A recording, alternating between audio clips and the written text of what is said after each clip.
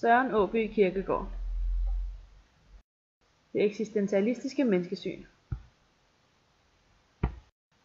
Ifølge Kierkegaard er mennesket en mellemting mellem naturen og det guddommelige.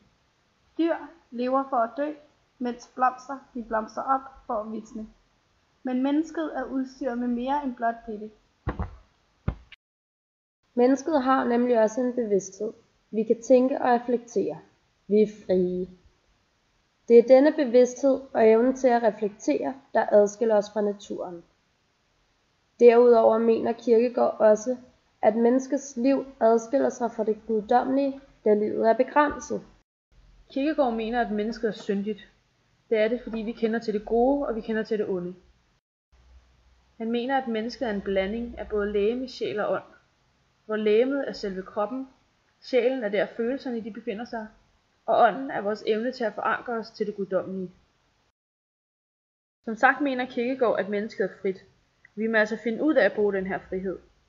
Når vi så vælger at bruge friheden, så er det først her, vi går ud over endelighedens og naturnødvendighedens grænser.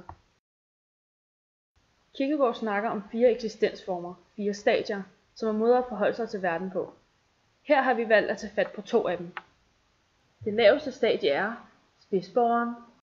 Spidsborgeren er den bevidste normfølger. Spidsborgeren er snæversynet og har friheden, men tænker ikke over den. Personen lever altså en overfladisk tilværelse. Derudover så lever han i ligegyldighed.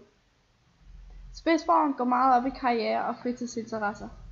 Hvis det her går galt, så ramler hans verden. Altså f.eks. hvis han bliver fyret. Tilsyneladende er han glad og tilfreds. Det øverste stadie er troens ridder. Troens ridder er den religiøse. Vedkommende går til regelmæssig kirkegang og bøn. Her er Gud en slags faderskikkelse for personen. Man opnår dette stadie ved hjælp af beslutning om selvopgivelse. Her kan der ikke rationaliseres sig frem til den religiøse. Man er nødt til at tage springet ud på de 70.000 favne vande.